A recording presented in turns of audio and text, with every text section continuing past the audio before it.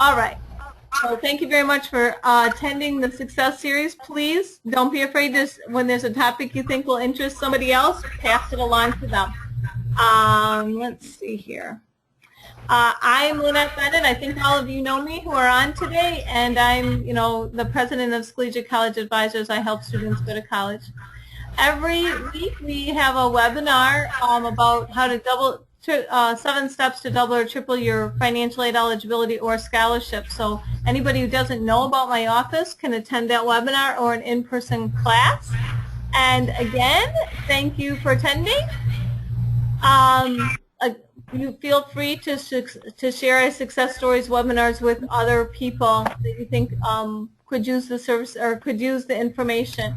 Tonight, Chandler is going to talk, and I'm really excited because he and Susan have been working very diligently, many hours, for him to put his presentation together. And I think it's very timely because you're just starting school in 2 weeks. I just met with a student today and spent over an hour just talking about how to get organized and really be prepared to start school and do well. And I appreciate that you've all shown up tonight. And now I'm going to let Chandler introduce himself. I think what I'm going to do is ask you all to mute yourself. So you see how you can do that over on the in the bar, and that way we won't have a lot of feedback. And if you have a question, it really does seem to work okay. If you're muting yourself, then you can unmute yourself and ask the question. Let me transfer the presenter information.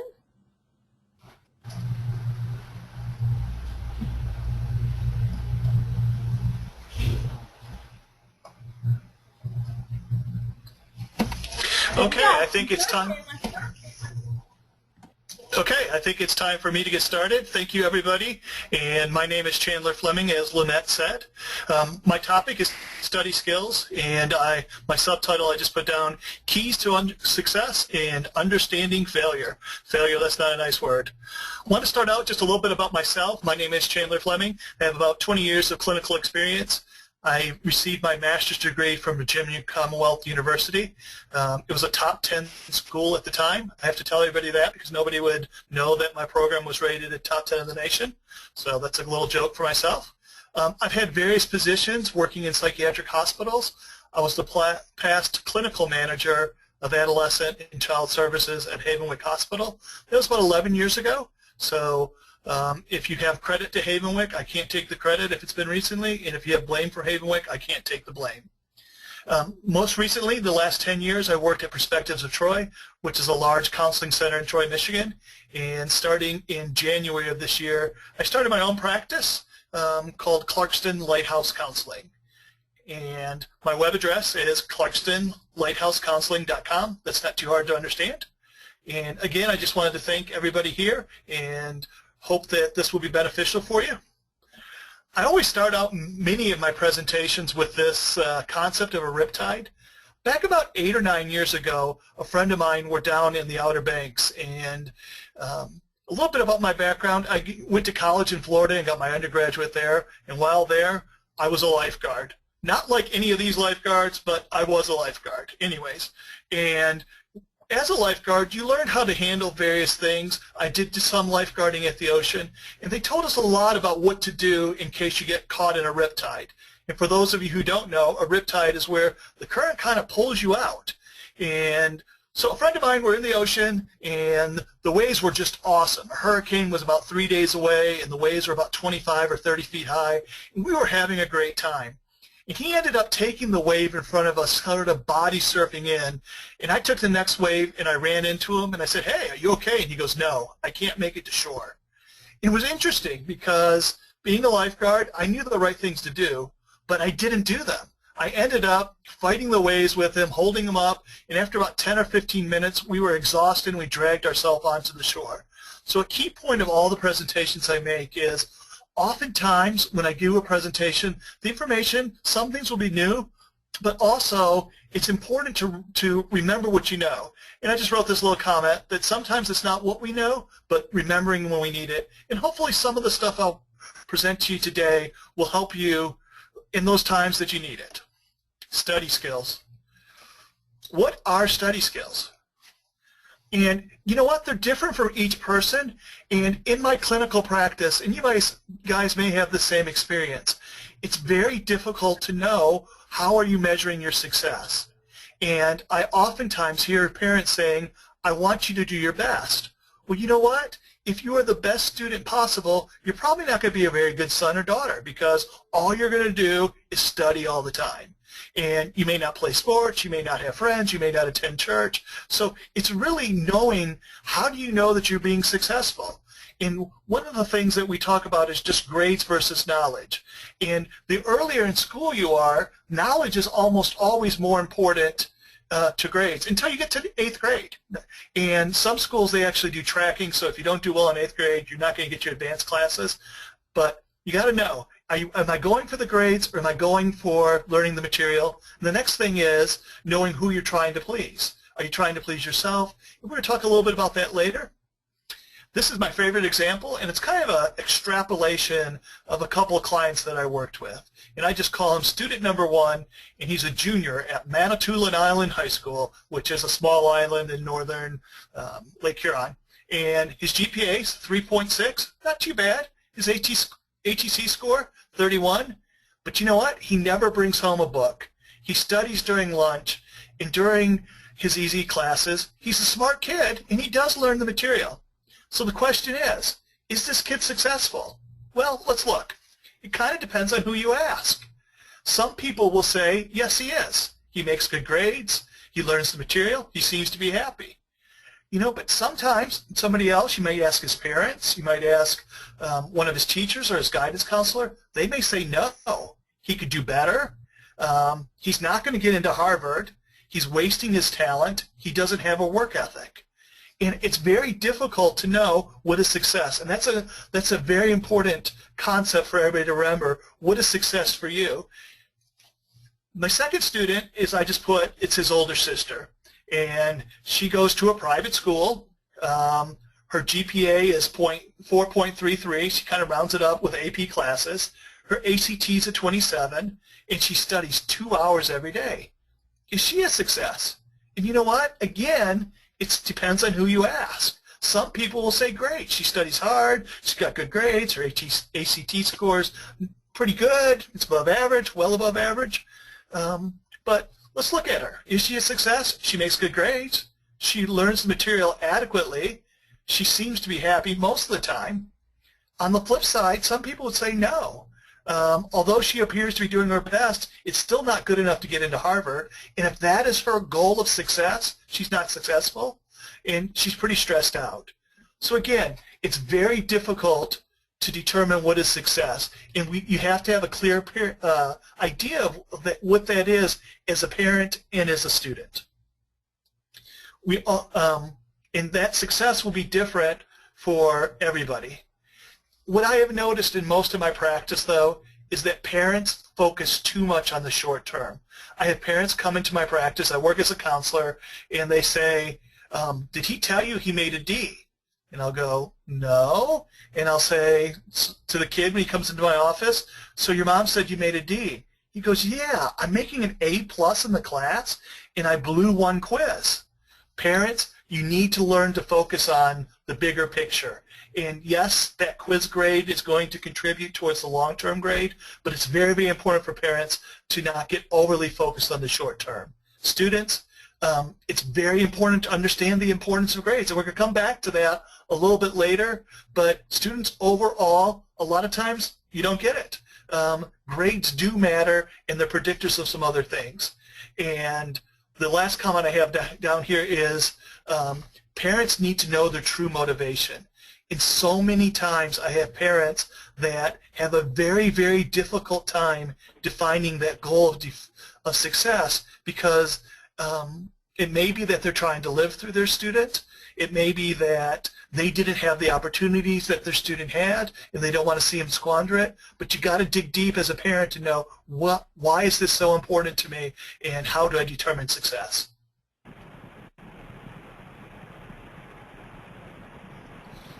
I hear somebody in the background, and I wasn't sure if there's a question, so I'm going to just pause for a second. And if there's a new person joining us, thank you very much for joining us. And if you get the opportunity and don't have a question, please hit your mute button. Thank you. Study skills, knowing how you learn, knowing your learning style. Auditory learners. As most of you probably can figure out, auditory learners learn by listening. And some very important things. If you think you're an auditory learner, it's very important to take recordings. We have very good technology today. Take a recording, tape recorder, use your phone, whatever, and make recordings. Listen to that stuff. Also study out loud. I have lots of auditory learners, and I ask them, did you study? Yeah, well, what'd you do? Well, I read over the material. Well, that's not the best way for an auditory learner to learn. Sometimes it's beneficial to study with a friend. If you're studying with a friend, you got to be honest. Are you really studying? And can this friend and you actually get through the material and help you out? The other thing that's important for auditory learners are have people quiz you verbally. Have them ask you questions out loud. I'm definitely an auditory learner. If I would have taken notes in college, I would have never passed because I learned the material by hearing it. And if you're an auditory learner, you need to discover that and use the tools that work best for you. Some people are visual learners, and most people are visual learners. You learn by what you're seeing. Remember, take notes, highlight materials, maybe recopy notes, and use your visual ability to get the material. Kinesthetic learners. Kinesthetic learning doesn't always apply to academic stuff because kinesthetic learners learn by doing, touching, interacting. And sometimes it's hard to touch and interact with history or things along those lines, but you should interact as much as you can. If it's possible to make a model of what's going on, do practice problems, and also be assertive enough to ask, to be able to do it. I worked with somebody one time and we had a brand new computer software system, and I asked them, hey, I need to learn this. So they sat down at my computer. I said, you know, I think I'll learn better if I sit down and do it myself. Well, let me show you. Well, let me show you. Well, let me show you. That wasn't the best way for me to learn.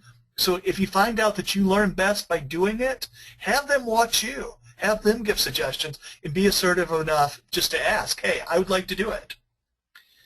Very, very important thing about study skills is geography. Oftentimes, it's where you study that's going to make the biggest difference in the whole world. Where a person studies can be critical. Most people study best in a quiet place, but not everybody. And I have a lot of kids, and some kids who have attention deficit disorder, that they need noise in order to study. And I compare it to parents and other people. It's like people who sleep with a fan.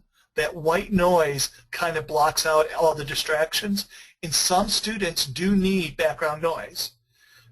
Where a person studies oftentimes influence how much studying they get done, though. And it's interesting, a lot of my clients that are students admit, you know what, I told my parents I was upstairs studying, and I sort of was, but I was also texting people. I was also looking at some YouTube videos. I was also Facebooking. People don't Facebook anymore, but anyways, be careful where you study, and also recognize if you're studying upstairs in your own room, are you going to get things done? I remember back when I was in college that a couple of my friends studied in the library. And I thought, man, that's got to be boring. And I asked them why. Why are you studying at the library? You're a college student. And they were really honest. It's so boring in the library that all I do is study. It's quiet. I can focus. There's not a lot of distractions. So there's definitely a reason. This last point about geography is very important, though. It's a concept that many students need to get. And I call it results versus proving the try. Many, many people that I talk to say they're trying. And it's really difficult to know what that try looks like, how powerful that try is, and are they really trying? Are they trying a little bit? Are they trying a lot? And that's very, very tough to tell. I once had a salesman, and he was a top 3 salesman in the whole nation. He did very, very well. Big company, made lots and lots of sales. He was on salary. He was supposed to work 40 hours a week. He worked 20 hours a week. So he was doing really well. You know what? Nobody ever bothered him. He just sold a lot of stuff. And then when the economy took a downturn, his sales results took a downturn. And he got a new boss, and the boss started asking him, hey, where were you last Friday? I tried to find you. He wasn't working. You know what? I want you to start filling out a time card. And my client, who was this great salesperson, got pretty upset. He didn't understand why his boss was trying to track him down. So one of the things that I explained to him is when you get good results, people tend to leave you alone. Not always, because I have some parents that their kids have made A's all through high school, into college, and the parents are still pestering them, and I try to tell those parents to leave them alone. But normally, if you get good results, you tend to get freedom to do it yourself. And if not, you have to prove the try. And my example of this is, I had a kid, he was very bright, but he just didn't get math. And I asked him, are you studying? And he said, yes. I said, honestly? He said, yeah, I study every day. And I said, well, where do you study? And he said, well, upstairs in my bedroom. I said, you know what? We need to prove the try. We need to show the people that were very important in his life, his mom and dad, because his mom and dad were the ones that were determining a lot of his freedom. We need to show them that you are actually studying. You know what? He started studying down at the kitchen table. And occasionally he would ask his mom and dad questions, knowing that they wouldn't know the answers. Sometimes he actually had a friend come over and they would study together.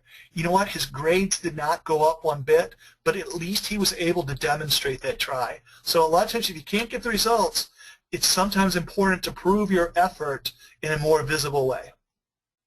Some important tricks of studying. And I had a difficult time finding this word because I knew how to pronounce it, but I didn't know how to spell it. Mnemonic devices, which is probably a lot of you use these things, but it's important. It's using a saying or a poem or an acronym to help you remember things. I actually studied with a girl one time, and she made songs out of everything. You know what? It was kind of annoying, but the reality was when we took the test together, I started humming the song too, and it helped me. Most of you who've been in school fairly recently, maybe parents remember this, is the order of completion for math problems. And the expression is, please excuse my dear Aunt Sally, which we know is you do the parentheses first, then exponents, multiply, divide, add, and subtract.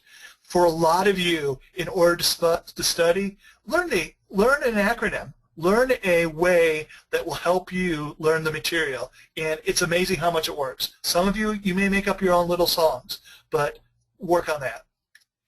Mnemonic devices are not always just words or sayings. They can be visual or kinesthetic, as in this little trick on how do you tell the days of the month. If you count the up knuckles, all those months have 31 days, and all the troughs in between don't have 31 days. So if you're wondering, is there a September 31st? And you put your hands together and count them out, you know what? September does not. It only has 30 days. And a lot of people know this device. There's also a way of figuring out multiplication tables of 9 by using your fingers and folding them down. Again, another mnemonic device. And look around. See if you can come up with them for yourself. This sounds somewhat counterproductive for a lot of people, but learn to have fun studying. I used to hate studying in college, and actually, in one of my classes that I really need to study, I used to have what I called a spaghetti party. I was a married student, so I had my own apartment, and I would cook a bunch of spaghetti sauce and some garlic bread and have people over, and we'd eat a lot, and we'd laugh and joke, but we'd study. And in this particular class, we were kind of obnoxious. We were the curve busters. There was 4 of us who studied, and 3 of us made around 100% on all the tests, and 1 person made about 80 on most of the tests, but everybody else were in the 60s. So we were the curve busters, and we actually did have fun studying together. Sometimes studying with a friend. Learn to reward yourself, but be realistic in that. You know what? If you study for 20 minutes, take a 5-minute break. Give yourself something nice to drink, a glass of water, take a break, whatever. And a lot of times turn it into a game. I know in our study parties, a lot of times we played like competition games, Jeopardy, and things like that. So try to have as much fun as possible. Study skills. Again, those are some of the basics of how to. And you know, I've asked a lot of people in preparation to the study skill, what do they do? And you know what, there's a lot of different ideas out there. I oftentimes compare study skills to being like dieting. There's a long list of ways of dieting, but if you don't follow it, it doesn't work. And study skills are sometimes that. You know, if you don't do the skills that you have, it almost never works. So let's talk about the opposite side of study skills, the challenges, the problems, and what I call other headaches. Just about everything in life that I approach, I work with people to kind of look at their beliefs. What we believe can be the greatest influence on our actions and feelings. Again, what we believe can be that greatest influence. John Milton said, the mind can make a heaven out of hell and a hell out of heaven. And I have a couple examples of that.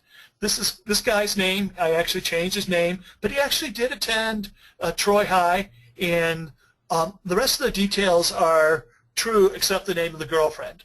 I call the student Casanova, and Casanova attended Troy High. His GPA was a 3.8. He could have made a 4.0.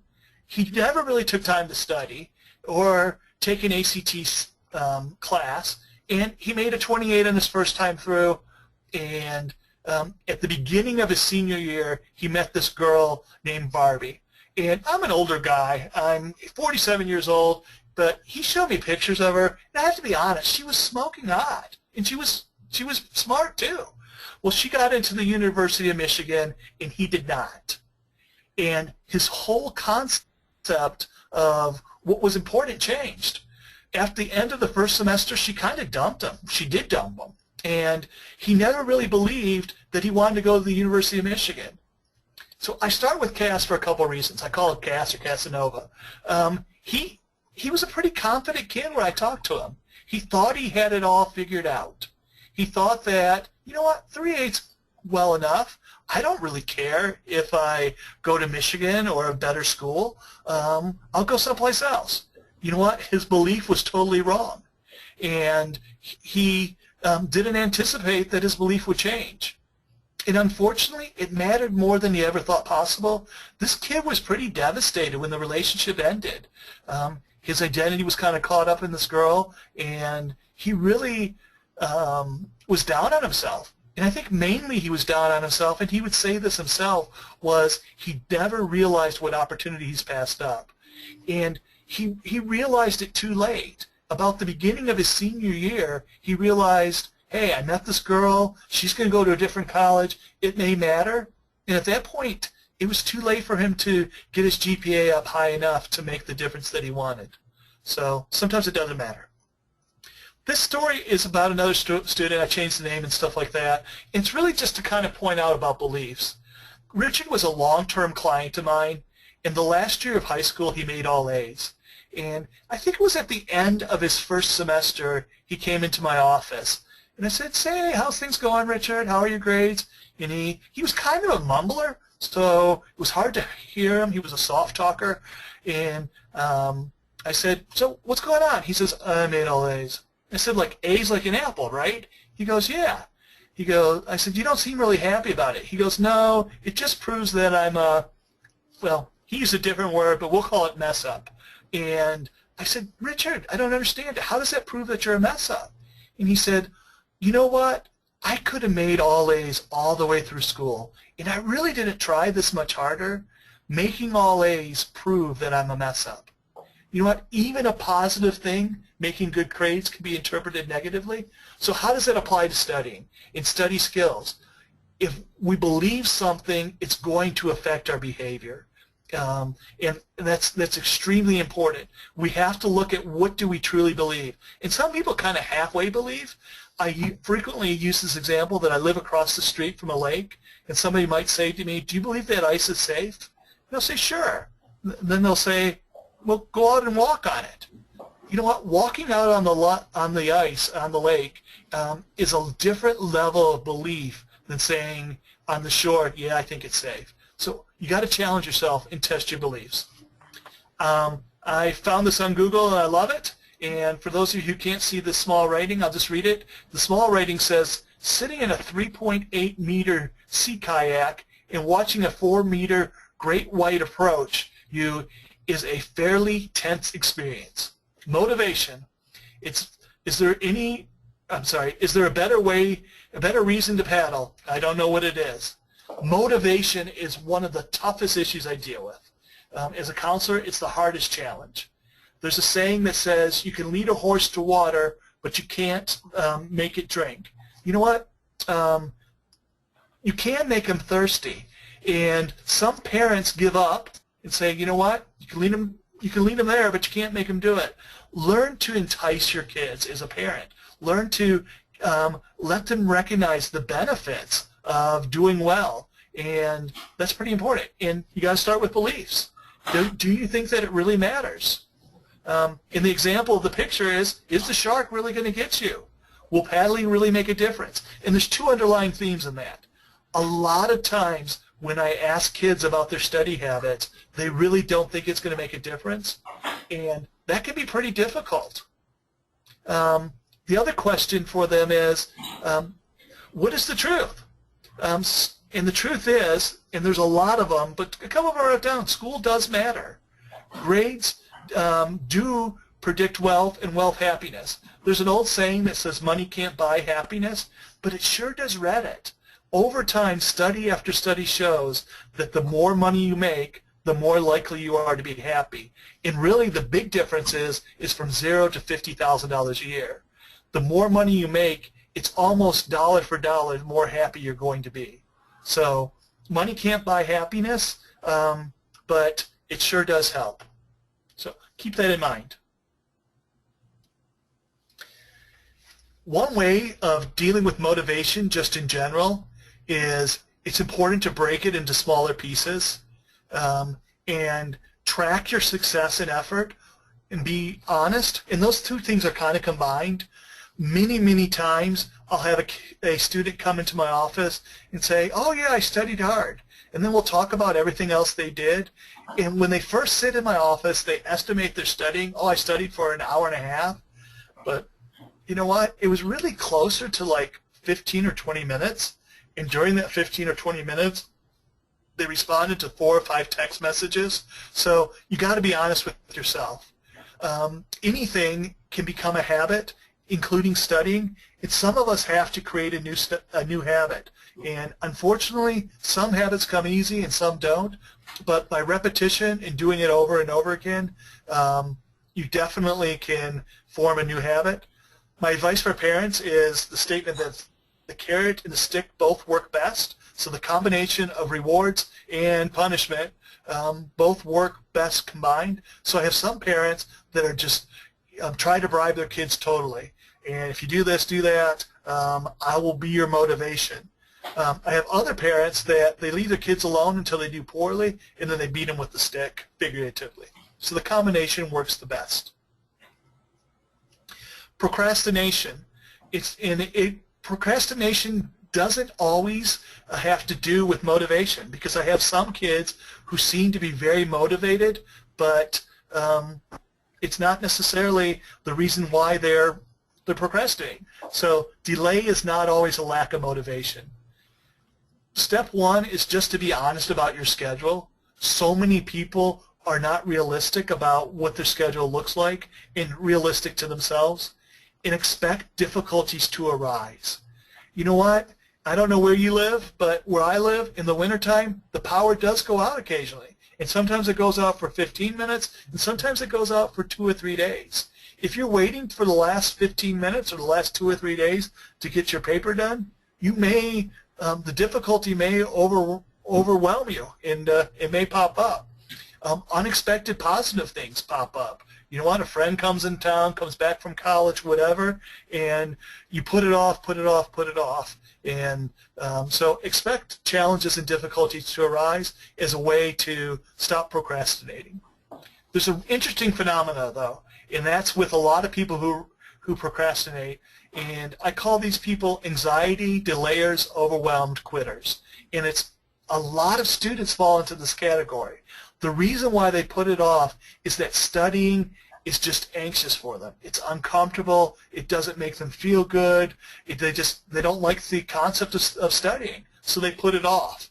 And then when they put it off, oftentimes they feel overwhelmed. I had one kid who always said, I'll do it in an hour, I'll do it in an hour. well, I'll go to bed and get up in the morning. And sometimes he'd actually get up in the morning and start working on it, but the pressure of getting it done in such a short period of time just overwhelmed him. He wasn't thinking very clearly, and he quit.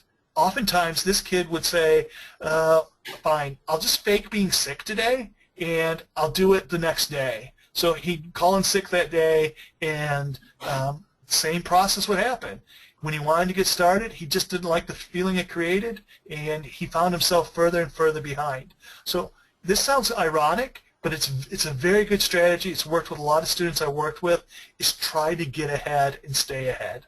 Some people, once they get behind, that feeling is overwhelming. So how do you stay ahead? Not all your teachers stick to the outline or the syllabus, but in the classes that they do, try to get that work ahead of time. It's important to keep a calendar and take a look at where you are on that calendar and try to get a little bit ahead.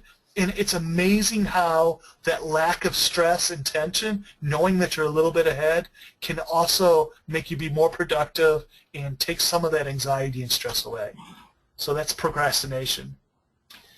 A lot of people, and I'm a mental health counselor, that's my background, both inpatient and outpatient, a lot of people come to me and say, primarily, do you think I have ADHD, attention deficit hyperactivity disorder, or is it possible my kid has anxiety? Is it possible that this is just a sign of depression? And yes, it is. But before I move on to kind of exploring those issues, I really want to educate everybody on the concept of a diagnosis. And this is a big soapbox issue for me, so I had to work it in. A diagnosis is not a cause. And that's very, very important to recognize. A diagnosis is not a cause. It's a description of a problem. It's a cluster of symptoms, but it's not a cause. And the example that I frequently use is 4 or 5 8th, 9th graders that are all diagnosed with attention deficit hyperactivity disorder. Well, you know what? The first kid displays all those symptoms and has that problem because nobody in his entire life told him no. His parents let him run wild. He jumped on the couch. He did what he wanted, and nobody said no. So when he got to the school environment and the academic pressure got up and he had to clamp down, he just didn't.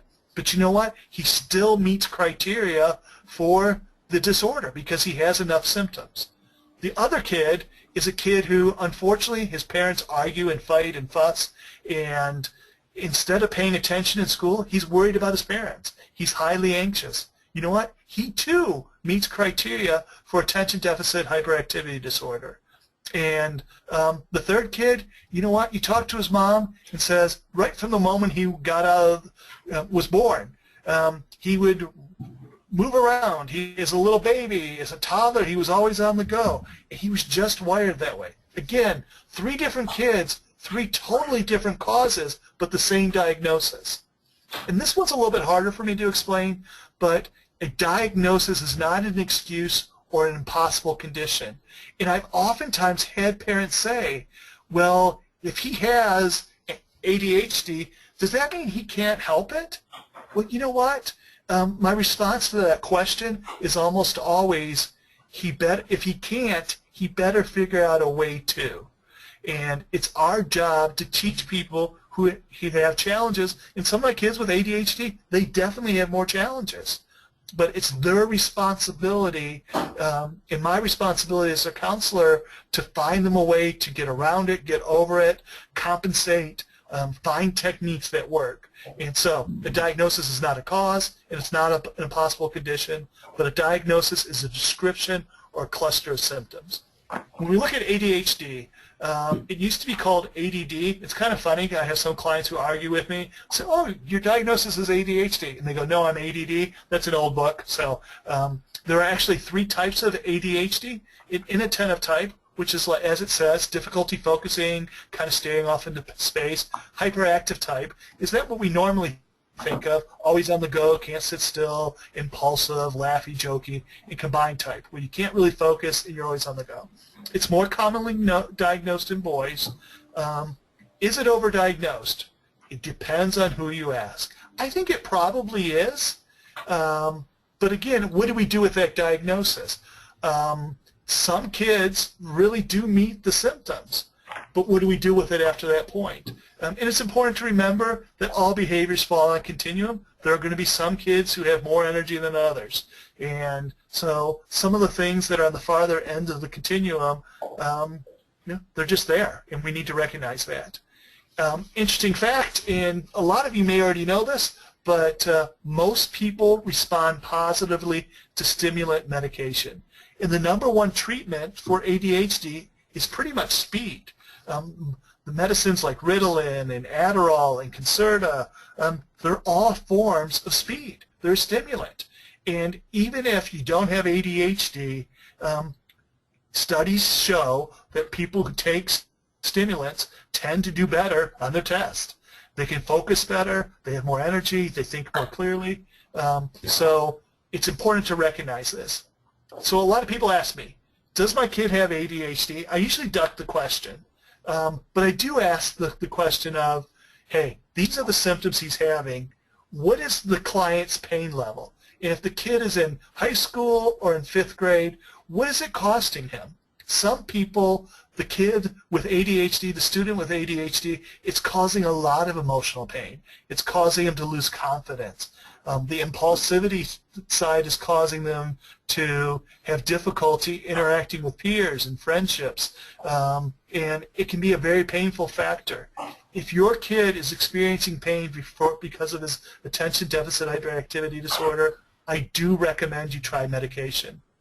Part B of this, though, is I have some kids that they figure out a way to do okay academically. Maybe they're younger and their grades aren't the greatest. They're in 5th grade. They're not making great grades, but they're learning the material, and they're happy.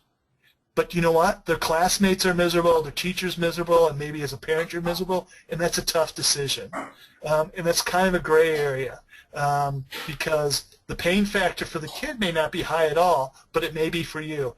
And those are the things I consider when thinking about medication for any kid with attention deficit hyperactivity disorder. Anxiety disorders. Most of them fall into categories like generalized anxiety disorder, obsessive compulsive disorder, social phobia, and the anxiety limits the ability to study and remember. Many of my kids who come in and parents suspect that they may have ADHD, they can't focus, they're always staring off into space, it is an anxiety disorder. Anxiety is very, very treatable. Again, with my anxious kids, I really do try to keep them ahead of the homework assignment and the projects, because when they start to feel overwhelmed, that anxiety makes it more and more difficult, so stay ahead. And medication can help. There's 2 major types of medication for anxiety. One is the older sedative medications, the Xanax, Valium, Ativan, Klonopin. I don't recommend those long term. I'm not a physician, and I don't prescribe medication. But the medications I do recommend is seeing a family doctor or a psychiatrist in looking into what used to be just antidepressant medications, the Prozacs, the Paxils, and things like that. And they really do treat the cause. We know that people with anxiety disorders have some dysregulation or some insufficient amounts of serotonin in the brain, very similar to depression, and those medications that we thought of just as being antidepressants work well. Interesting side effect of the other medicines, the benzodiazepines, the Xanax, one of the side effects of them is amnesia, or difficult to remember. So a kid gets anxious about school, takes the medication, and it's harder for them to study. Depression. And many of us talk about the freshman 15. I don't know if any of you have heard that expression, but the freshman 15 is where college freshmen gain about 15 pounds. And it's pretty common. It could be alcohol consumption. It could be eating greasy, fatty food in the cafeteria or junk food in the room. But it also can be a sign of depression. There was some movement about probably 5 or 6 years ago to do some awareness of what they called the freshman 14. And many college students, many college freshmen sleep 14 hours a day. And that can be surprising to people. I encourage parents especially to kind of keep an eye out for that, because what's happening is change in environment, kind of overwhelmed, lack of social support, and there are many kids who are going to college and just don't know how to cope, so they crawl into bed and they're sleeping 14 hours a day, and it's definitely a sign of depression. Depression does have loss of energy, poor concentration, and those definitely can be things that will hinder academic performance. Medication also helps. It's interesting when I talk to people in general that many people are anti-medication, and I'm a counselor. I don't write medication at all. That's not in my job description. But we have to be honest, the studies do show that a combination of medication and talking therapy works the best. It has a very high level of success. But people ask me, well, what about the side effects? And yes, there are side effects to medication, but there's side effects to a lot of things. So the example that I most frequently use is with parents that are nervous about side effects. I'll say, okay, these are the side effects. You name the substance. It causes frequent urination, frequent bowel movements, upset stomach, can cause heart palpitations, sleeplessness, irregular heartbeat, fluttering, and things along those lines. So one of the things that I say to them, what is that substance? And the reality is that it's coffee. Coffee does all those things, but we don't really think about the side effects of coffee, or most of us don't. So for some people, medication for their ADHD, anxiety, or depression may be a problem. What to do? If you expect that you or a loved one has it, get a consult with a counselor. Rule out marijuana because marijuana is rampant, and talk through the issues. Don't ignore it. Unfortunately, many of my parents see signs of these things and are too afraid to face it, so they just kind of move on. Marijuana. So yes, many of my clients who I see who have poor academic functioning, it is related to marijuana use. And I have to say that there is lots and lots of bad information on marijuana on both sides of the issue. So a lot of my teenagers that smoke marijuana go online and they know some of the facts that are there. I frequently hear parents say that marijuana is going to give you lung cancer. The reality is studies don't tend to show that cigarettes tend to be worse, and there's a reason why. People usually only smoke 1 or 2 joints a day and 20 cigarettes a day, but it's not as harmful to your lungs as a cigarette. But marijuana does cause amotivational syndrome, and a lot of times my clients will call it the screw-its, or another profane word, which means that you lose motivation. You don't really want to get things done. You feel peaceful and just kind of laid back about things and don't get things done. Now, I have had clients that were very successful who smoked marijuana, and they were very successful. And I said, well, I don't have that side effect. And that may be the case. I don't know. I wonder how successful they would be if they didn't smoke marijuana, but the reality is smoking marijuana is a predictor of low motivation and not following through on things that people say they need to do. A lot of people ask me about the medical marijuana law in Michigan, and we really don't have a medical law in Michigan. We have a recreational law. Many of my kids are going to get medical marijuana cards for very lame excuses. My back hurts, my shoulder hurts, my ankle hurts, and there are doctors who specialize in this and are handing out cards right and left for any excuse that you can come up with. They'll give you a card. So the medical marijuana law, I think a lot of people, when they voted for it, were anticipating somebody who had severe cancer and excruciating pain and couldn't keep their meds down. That is not the case in Michigan. The other thing to remember about marijuana in a lot of different areas is that it has a long half-life. And many people are half high when they think that they're fine. And the biggest misconception about marijuana use is that people who use marijuana drive fine. And I have kids and students that, and even parents who smoke marijuana, argue with me, oh, I drive perfectly fine. And I frequently tell the story that a client of mine went to Kmart and he had smoked pot. And as he's walking down the aisles, he just gets the giggles really bad.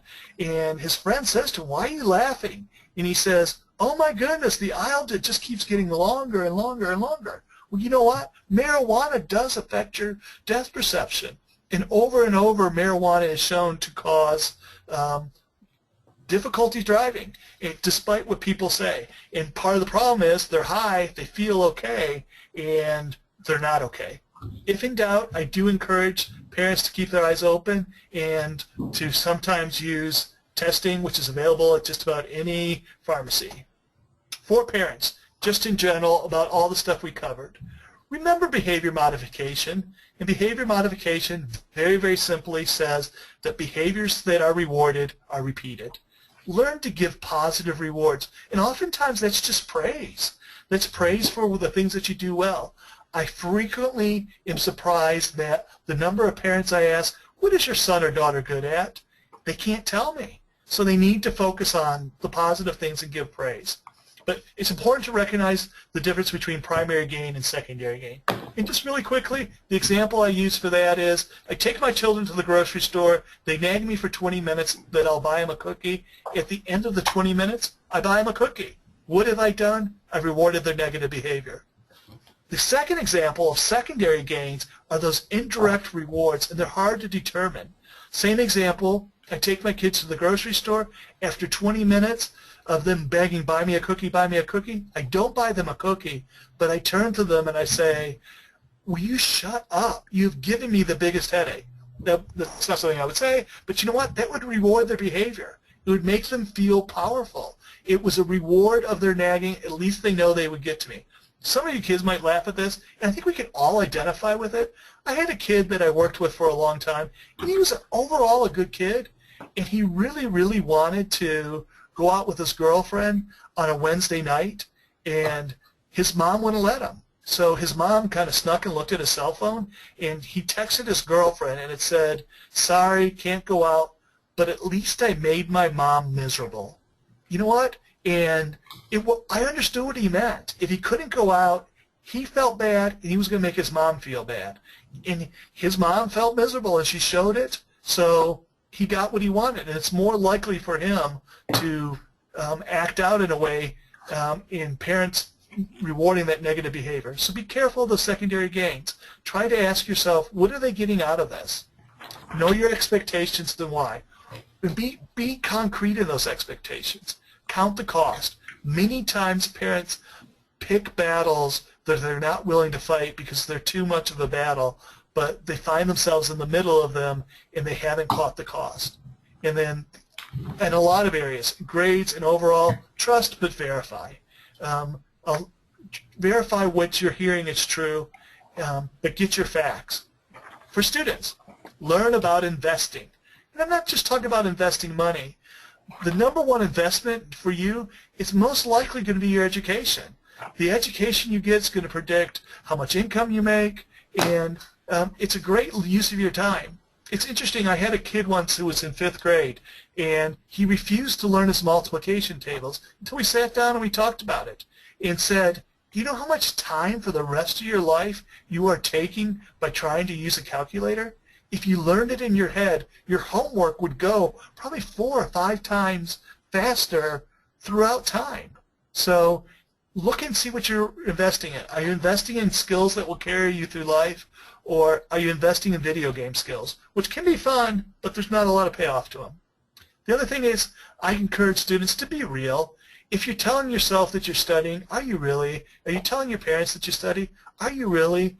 And what's really going on? Lots of kids say, "I study better with noise in the background," and some really do, but a lot of you, it's just an excuse to be watching TV when you really should be studying.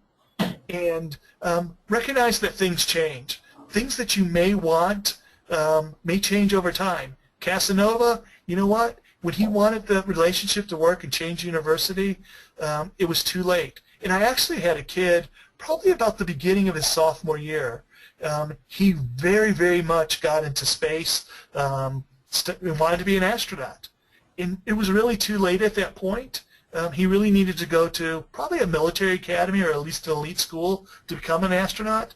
and by the beginning of his sophomore year in high school, his grades pretty much excluded him from that unless he did something really extraordinary. For students also, recognize the intent. Many times students will demonize their parents, but their parents' intent is just trying to help them out. And be honest with yourself and honest with your parents. This is really my presentation on study skills, but just wanted to thank you guys for your time and recognize the number one investment that you're going to make is really an investment in yourself and your education. Thank you very much.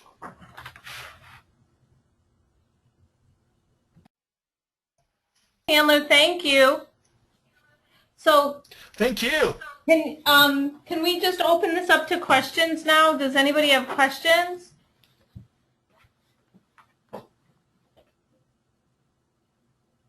Anybody have a comment? Did anybody learn something? Is anybody still there? I thought there were some very good points. Oh, I had somebody said that you did a great job, and I agree. You did a really great job. And I thought that you covered a lot of points for both parents and students. I think the most important thing I heard in this was being honest with yourself. And, you know, are you really studying when you're, you know, being distracted by your phone and texting and those kinds of things? There are a number of really good studies that show that as much as, and they did a really good study with MIT students, and I really don't remember exactly what the study was, but what they were looking at was how they looked at students who were in class and they had access to their phones and students who were in class without access to their phones, and the students were all kind of equally saying they, you know, could pay attention and so on and so forth. But the students that weren't using their phones or didn't have access to their phones did significantly better in class. So I think there's a takeaway message. You know, if you're having trouble, do look at what you're doing, right? And follow it to the cause and try different things. Does anybody, no questions? You covered, I mean, you did do a really great job of covering things. Well, thank you much. If there are no questions, then I'm going to let everybody go unless somebody has a comment. Have a great night tonight. I really appreciate that you were all on tonight, and hopefully you'll be on for the next one.